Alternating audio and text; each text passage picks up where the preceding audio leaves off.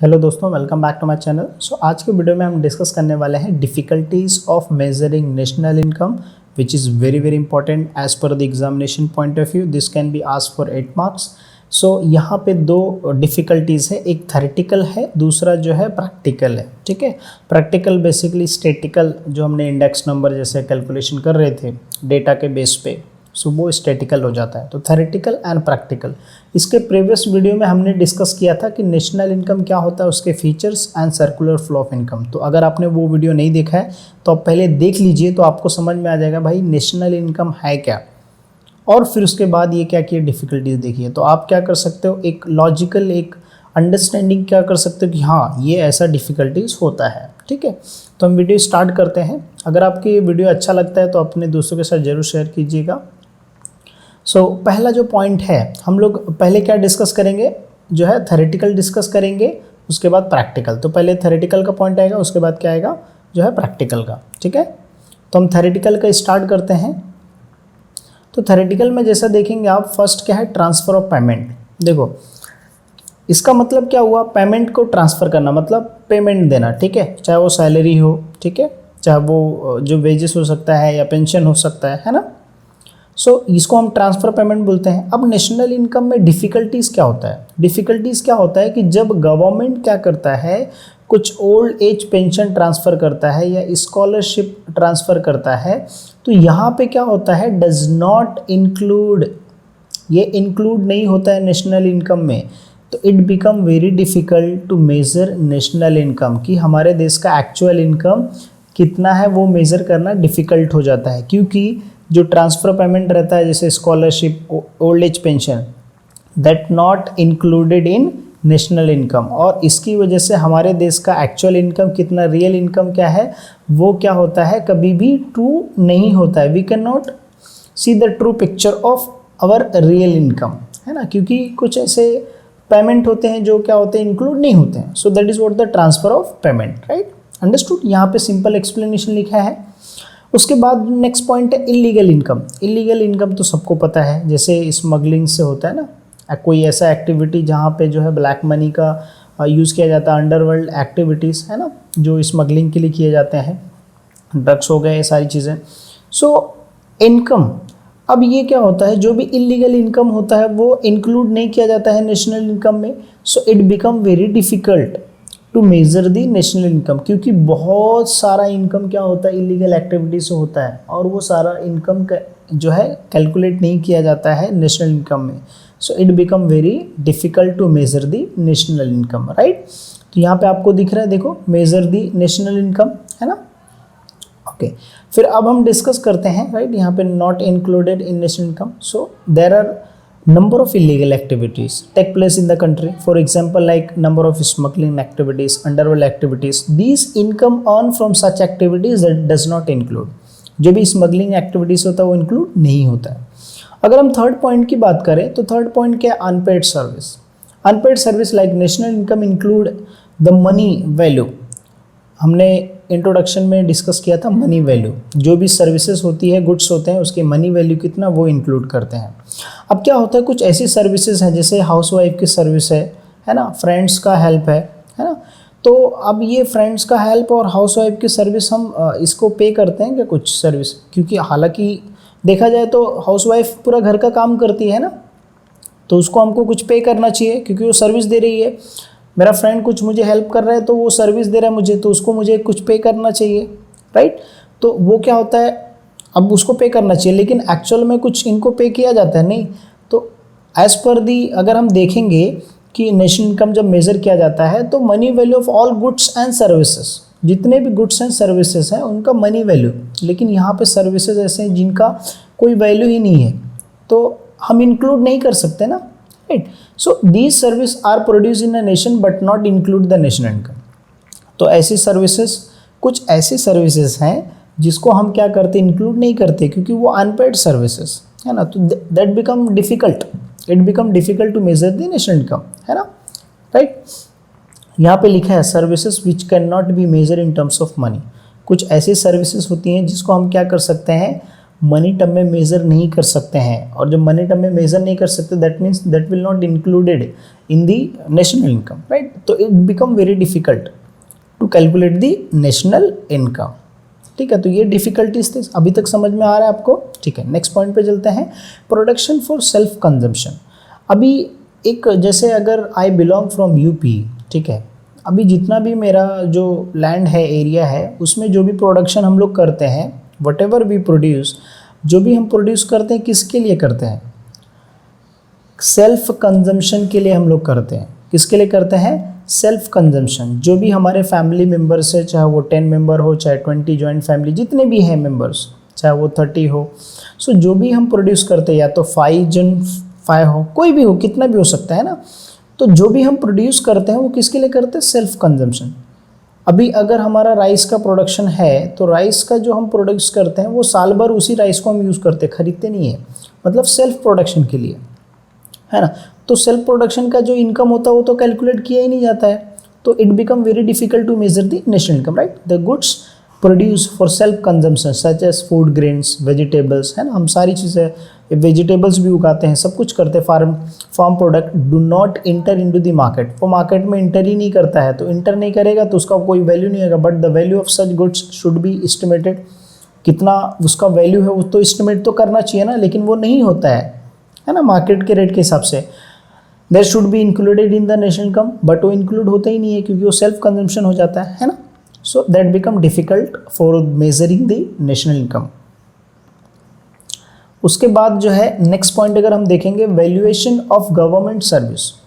अभी गवर्नमेंट बहुत सारी सर्विस पर प्रोवाइड करती है, जैसे लॉ एंड ऑर्डर का सर्विस है ना, उसके बाद डिफेंस का सर्विस है, हमको बहुत सारे पब्लिक यूटिलिटी सर्विसेज हैं, पब्लिक एडमिनिस्ट्रेशन है, ऐसे बहुत सारी गवर्नमेंट जो है, अगर देखा जाए एजुकेशन सेक्टर्स में है, हेल्थ सेक्टर्स में है, तो सारे सेक्टर्स में गवर्नमेंट इतना सारा सर्विस हमको प्रोवाइड करता है, ठीक है, to the public, to the society.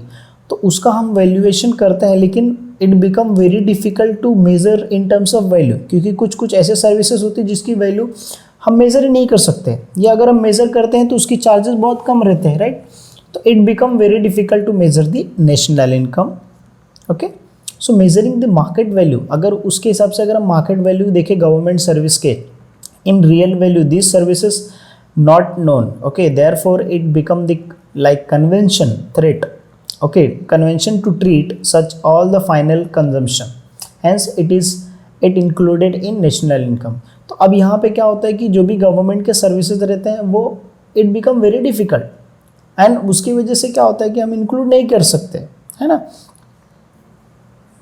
क्योंकि मेजर कब करेंगे, जब वो उसका वैल्यू गुड्स एंड सर्विसेज क्या होगा, इंक्लूड किया जाएगा, है ना, फाइनल कंजम्पशन के लिए। लेकिन ऐसा उसमें क्या होता है, डिफिकल्ट हो जाता है करने के लिए।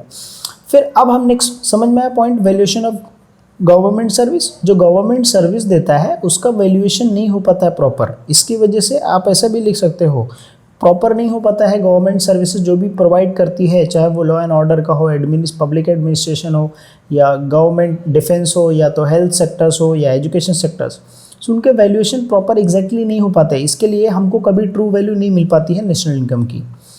Change in price level, what is change in price level? Price level मतलब क्या हुआ, मार्केट इज अनसर्टन, तो शेयर मार्केट में या मार्केट में अगर आप देखेंगे इकोनॉमी में, prices can be ups and prices can be down, है ना, प्राइस कभी बढ़ता है, प्राइस कभी घटता है ना। तो जब हम कैलकुलेट करते हैं, जब हम नेशनल इनकम कैलकुलेट करते हैं, तो अगर वो प्राइस बढ़ा रहेगा, प्राइस ज़्यादा रहेगा, तो उसी रेट पे हम क्या करेंगे, नेशनल इनकम कैलकुलेट करेंगे। लेकिन बाद में अगर वो प्राइस कम हो जाएगा ना, तो इट बिकम वेरी डिफ़िकल्ट कि अगर हम कम प्राइस पे किए रहे तो वो ज़्यादा हो जाएगा। तो ये क्या होता है कि एक्चुअल ये प्राइस चेंज होने की वजह से हमारा नेशनल इनकम भी क्या होता है, कम ज़्यादा होता है। तो इसके लिए बहुत डिफ़िकल्टीज़ होती है नेशनल इनकम जो है मेज़र करने के लिए, है ना। The difficulties of price change arises, okay, in the national income estimate. जब एस्टिमेट किया जाता है, जब मालूम किया जाता है, when the price level of the country rises, जब प्राइस बढ़ता है, नेशनल इनकम ऑल्सो सोच द इंक्रीजिंग लेवल, और जैसे डाउन हो जाता है वैसे क्या हो जाता है, नेशनल इनकम कम हो जाता है ना। तो it become very difficult to measure the actual national income और true value of the national income. Next point है the income of the foreign firm. This is very interesting. Income of the foreign form, अब देखिए हमारे India में, Indian economy में बहुत सारे form जो रहेंगे वो फॉरेन कंट्री के रहेंगे, यहाँ पे बिजनेस कर रहे हैं ना, तो बिजनेस करके क्या करते हैं, जो भी प्रॉफिट होता है वो क्या करते हैं, हमारे इंडिया में ही रखते क्या वो, नहीं, वो प्रॉफिट कहाँ सेंड कर देते हैं, टू देयर कंट्री, राइट। तो वो उन अपने कंट्री में क्या करते हैं, शेयर कर देते हैं। अब अपने कंट्री में क्या किया उन्होंने, जो है वो प्रॉफिट ट्रांसफ़र कर दिया है। तो अब मुझे बताओ, जब हमारे इंडिया का नेशनल इनकम कैलकुलेट किया जाएगा तो ये प्रॉफिट तो इंक्लूड होना चाहिए ना, लेकिन वो प्रॉफिट इंक्लूड ही नहीं हो पाता है। तो इसकी वजह से हमारे देश का कभी नेशनल इनकम, एक्चुअल इनकम तो नहीं मिल पाता है, क्योंकि एज पर दी IMF के हिसाब से, अगर हम IMF के हिसाब से देखें, as per the IMF that is international monetary fund, उसके हिसाब से क्या बोलता है, income of the foreign form should be included, include होना चाहिए national income of the country. मतलब जब हमारे देश का नेशनल इनकम कैलकुलेट होता है तो फॉरेन इनकम क्या होना चाहिए, इंक्लूड होना चाहिए। लेकिन where the form undertake the production, जहाँ पे भी, अभी जैसे इंडिया में, हमारे इंडिया में कोई कंपनी आके कर रही है प्रोडक्शन, तो वो इनकम जो भी अर्न कर रही है वो नेशनल इनकम में इंक्लूड होना चाहिए। But however the profit earned by the foreign firm are credited to their parent concern, मतलब वो अपने ओन कंट्री में क्या करते हैं, ट्रांसफर क्रेडिट कर देते हैं। So it become very difficult to measure the national income. So ये था, क्या था ये, थेरेटिकल जो है डिफिकल्टीज। अब हम क्या डिस्कस करेंगे, प्रैक्टिकल और स्टैटिकल डिफिकल्टीज, ठीक है। कुछ भी डाउट रहेगा या मैं कोई पॉइंट मिस आउट करूंगा तो जरूर कमेंट सेक्शन में बताइएगा, ठीक है। पहला पॉइंट है problem of double counting. Double counting मतलब दो बार काउंट हो जाना। जैसे एग्जांपल के तौर पे, अगर मैं एक पेन का मैन्युफैक्चरिंग कर रहा हूँ, ठीक है, तो ये पेन का जो रॉ मटेरियल है वो एक बार क्या हो रहा है, कैलकुलेट हो रहा है, और फिर जब एक बार पेन बन के रेडी हो जा रहा है तो कैलकुलेट हो रहा है। तो ये क्या हो गया, दो बार कैलकुलेट हुआ है कि नहीं, राइट, करेक्ट। अगर एक कार का जो रॉ मटेरियल है वो हो रहा है और फिर बाद में कार जब रेडी हो जा रहा है तो उसका दो बार कैलकुलेट हो रहा है। एक दूसरा एग्जांपल लेते हैं, देखिए जैसे ये मिस्टर ए है, ठीक है, मिस्टर ए ने गिफ्ट दिया, ओके, गिफ्ट दिया किसको, मिस्टर बी को।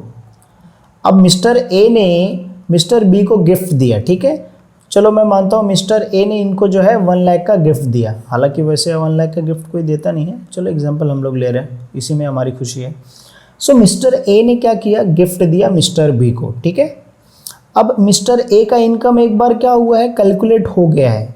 अब ये मिस्टर ए के इनकम में से इन्होंने इनको 1 लाख का गिफ्ट दे दिया। अब मिस्टर बी के पास वो पैसा गया तो उनका इनकम हो गया, तो फिर इनका मिस्टर बी का भी क्या हो गया, वापस से कैलकुलेट हुआ 1 लाख। तो 1 लाख एक बार यहाँ पे कैलकुलेट हुआ और इनके पास जाने के बाद इनका जब इनकम हुआ तो इनका इनकम भी क्या हो गया, एक बार कैलकुलेट हुआ। तो क्या होता है, डबल काउंटिंग।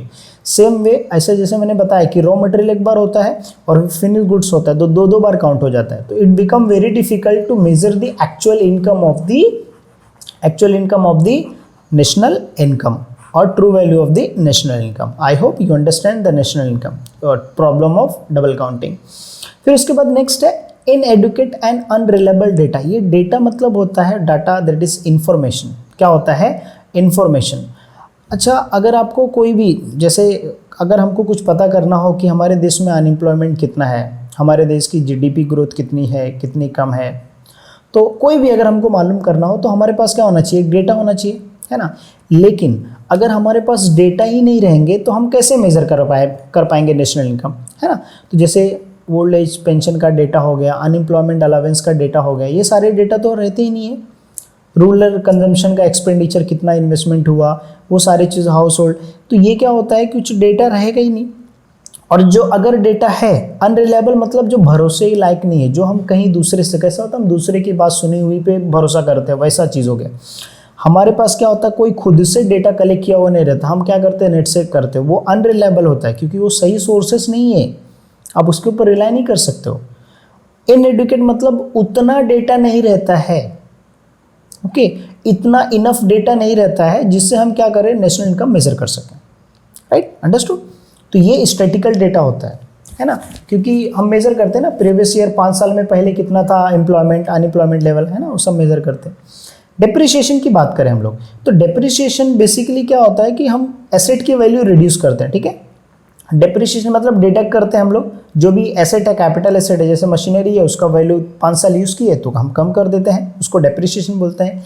बट ये नेशनल इनकम में क्यों डिफिकल्ट क्रिएट करता है, बिकॉज डेप्रिसिएशन का कोई एक स्टैंडर्ड कोई मेथड नहीं है, कोई स्टैंडर्ड मेथड नहीं है और कॉमन मेथड नहीं है जिससे हम क्या करें, डेप्रिसिएट कर सके। कभी हम 10% कर देंगे, कभी हम 15% कर देंगे, कभी हम 5% कर देंगे। तो ये on what basis we are depreciating, इसका कोई कॉमन स्टैंडर्ड मेथड नहीं है। तो हो सकता है कभी ज़्यादा डेप्रिशिएट हो जाए, हो सकता है कभी कम डेप्रिशिएट हो जाए। तो it become difficult to calculate the national income, right. Illiteracy and ignorance, illiteracy that is जो लोग लिख नहीं सकते, जो लोग पढ़ नहीं सकते हैं, वो इलिटरेसी होता है, ठीक है। एंड इग्नोरेंस, काफ़ी आज के इंडिया में तो यही होता है कि लोग इग्नोर करते हैं, है ना। तो अब इसकी वजह से क्या होता है, ignorance and illiteracy, small producer do not keep the account.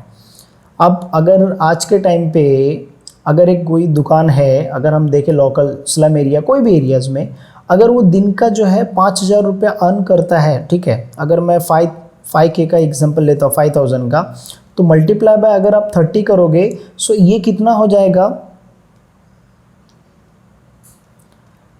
1 lakh. मतलब ये 30 डेज का 5,000 है ना, तो 5,000 का 3 जीरो और फिर 30 का 1 जीरो, मतलब 1,50,000 वो पर मंथ का अर्न कर रहे हो। But he is not showing his income, ठीक है। तो अब क्या होगा कि वो कैलकुलेट ही नहीं होगा, right. Information about the quantity, value, their output कुछ भी इंक्लूड नहीं करता है। अभी गांव में जो छोटे छोटे फैक्ट्रीज, इंडस्ट्री स्टार्ट करके जैसे कुछ प्रोडक्शन करते हैं, जैसे हम लोग इसका एग्जांपल लेते हैं, गुड़ का एग्जांपल लेते हैं, तो गन्ने का जो है करते हैं, उसमें जितना प्रोड्यूस होता है तो उसका एक्चुअल वैल्यू वो नहीं डिनोट करते, नहीं बताते हैं या डिस्क्लोज नहीं करते, क्योंकि उनको पता ही नहीं है, इग्नोर करते हैं ना। So they keep their amount in cash, घर पे रखते हैं। तो वो क्या होता है, it become very difficult to measure the national income, right. Ignorance समझ में आया आपको, ठीक है। फिर उसके बाद capital gain and losses. Capital basically asset होता है। तो कभी कभी क्या होता है, देखिए यहाँ पे such as lotteries and capital gains are unearned income. ये सब क्या होते हैं, कोई आपने इनकम अर्न नहीं किया है, and are not included in national income. इसके लिए क्या होता है, such activities add to the such like these activities very much added to the national product. और इसकी वजह से क्या होता है, it become very difficult to measure the national income. अब समझिए लॉटरी से कभी अचानक से आप जीत गए ढेर सारा, है ना। कैपिटल गेन से आप जो आपने इन्वेस्टमेंट किया है उससे आपको इंटरेस्ट जो मिलता है, राइट। तो कैपिटल गेन एंड लॉसेस भी क्या होता है, it become very difficult to measure the national income, because वो भी तो एक इनकम ही है ना, बट इंक्लूड नहीं होता है। फिर उसके बाद देखते हैं वैल्यूएशन ऑफ इन्वेंट्रीज। ये मैंने इन्वेंट्रीज मतलब जो स्टॉक होता है उसको हम इन्वेंट्रीज बोलते हैं, रॉ मटेरियल्स। तो मैंने स्टार्टिंग में डबल काउंटिंग में बताया था कि जैसे रॉ मटेरियल्स है, जो इंटरमीडिएट गुड्स है, जो फिनिश गुड्स नहीं है, ठीक है, सेमी फिनिश गुड्स है, फिनिश प्रोडक्ट है ना। In these stock the producers are likely to known as a inventory. ये सारा इन्वेंट्रीज हो जाएगा एक गुड्स बनाने वाले के लिए। Any mistake in measuring valuation inventories will distort the value of the final production of the producer. एक बार कैलकुलेट हुआ दोबारा, so it become very difficult to valuation. एक जो वैल्यू करने का प्रोडक्शन कितना हुआ प्रोड्यूसर के लिए बहुत डिफिकल्ट हो जाएगा, ठीक है। सो यहाँ पे क्या होता है, केयरफुल हमको क्या करना पड़ेगा, असेसमेंट करना पड़ेगा। सो हम क्या कर सकते हैं, मेजर कर सकते हैं, ठीक है। So valuation of inventories it also become very difficult to measure the national income, क्योंकि उससे फाइनल गुड्स पता ही नहीं चलेगा वैल्यू, तो हम कैसे कैलकुलेट कर सकते हैं। सेल्फ कंजम्पशन ऑलरेडी एक्सप्लेन कर दिया हूँ यहाँ पे, अगर आप देखोगे यहाँ पे, राइट। सी दिस, तो सेल्फ कंजम्पशन ऑलरेडी एक्सप्लेन। उसके बाद जो है lack of account, this is also very interesting topic, क्योंकि हमारे इंडिया में जितनी भी पॉपुलेशन है ऑलमोस्ट बहुत सारे ऐसे पॉपुलेशन है जिनका अकाउंट ही नहीं है, ठीक है। हालांकि अभी बहुत सारे लोग ने अकाउंट ओपन भी किया है, बट इससे कुछ अकाउंट्स नहीं है। तो अकाउंट नहीं है मतलब क्या हुआ, उनका कोई डेटा ही नहीं है, उनका कितना इनकम हो कुछ भी डेटा नहीं है, वो कैश में ट्रेड कर रहे हैं, मतलब कैश में रखे हो कैश। तो क्या हो गया, that become very difficult to measure the national income, right. और रॉन्ग फिगर हम क्या कर सकते हैं, कैलकुलेट कर सकते हैं कि भाई इतना अज्यूम कर सकते हैं। सो ये इट बिकम वेरी डिफिकल्ट, है ना। तो ये लैक ऑफ अकाउंट होने की वजह से हम क्या कर सकते हैं, मेजर नहीं कर सकते हैं कि एक्चुअल इनकम कितना होगा नेशनल इनकम का, ट्रू वैल्यू मेजर नहीं कर सकते। सो आई होप आपको डिटेल में समझ में आ गया रहेगा, practical as well as theoretical. मैंने यहाँ पे आपको नोट्स भी बता दिया है। It become very easy for you, क्योंकि काफ़ी टाइम बच्चे लोग बोलते सर ये पॉइंट आप एक्सप्लेन करते हो, इसका एक्सप्लेन कैसे करना है। तो यहाँ पे मैंने आपको जो है दिखा दिया है स्क्रीन पे, तो आपके लिए बहुत आसान होगा समझने के लिए, राइट। सो आपको ये वीडियो कैसा लगा आप ज़रूर कमेंट सेक्शन में बताइएगा। आप ज़रूर अपना फीडबैक दीजिएगा। अगर आपने पूरा वीडियो देखा है तो आप एक कमेंट ज़रूर कीजिएगा कि हाँ सर मैंने पूरा वीडियो देखा है। एंड हैशटैग करके आप जो है इमादुद्दीन खान #HSC बोर्ड 2021 आप डाल सकते हो, ठीक है। HSC बोर्ड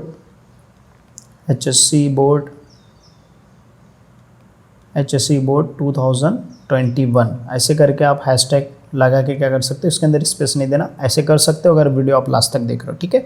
मुझे सपोर्ट करने के लिए thank you so much guys watching video. मिलता है नेक्स्ट वीडियो में।